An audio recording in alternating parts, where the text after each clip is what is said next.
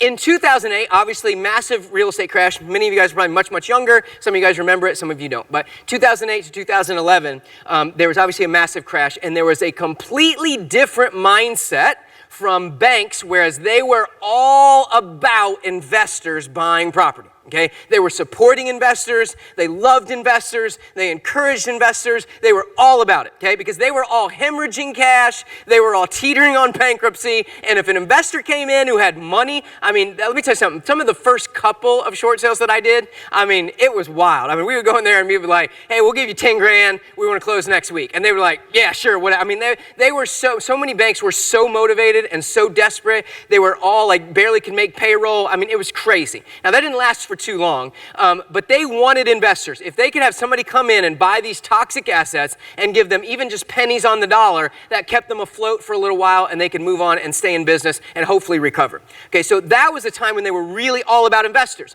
In fact, for those of you guys who've been around for a while, and I know it's in place today, FHA has for many, many years had an anti-flipping rule. If you sell a house to somebody getting an FHA loan, you have to have owned the house for at least 90 days or FHA won't finance that end buyer. Okay? They don't want people buying a house and selling it a week later to somebody getting an FHA loan because they feel like if you can buy it and sell it a week later and make money, you must have done something fraudulent, right? You had to have. There absolutely had to be fraud. And so they would say, there's got to be 90 days here, because that's some arbitrary date that says, okay, it must be legitimate, okay? So you can't sell it for 90 days. Well, back in 2000, I think it started in 2010, all the way through to 2014, FHA even waived the anti-flipping waiver. Why?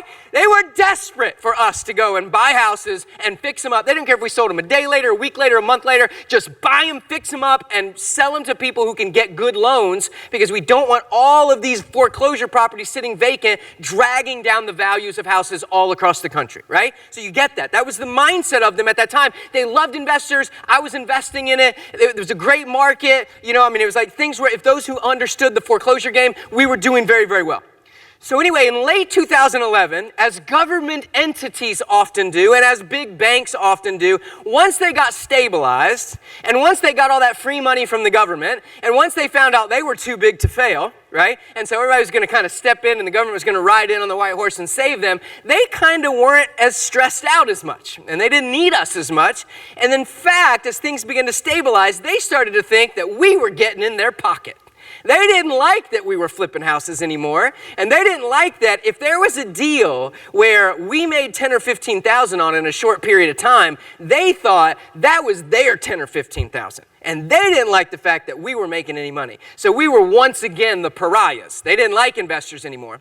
So they started putting out rules and articles and regulations and just kind of muddying the waters a little bit to make it look like anybody who flipped houses was committing some type of fraud.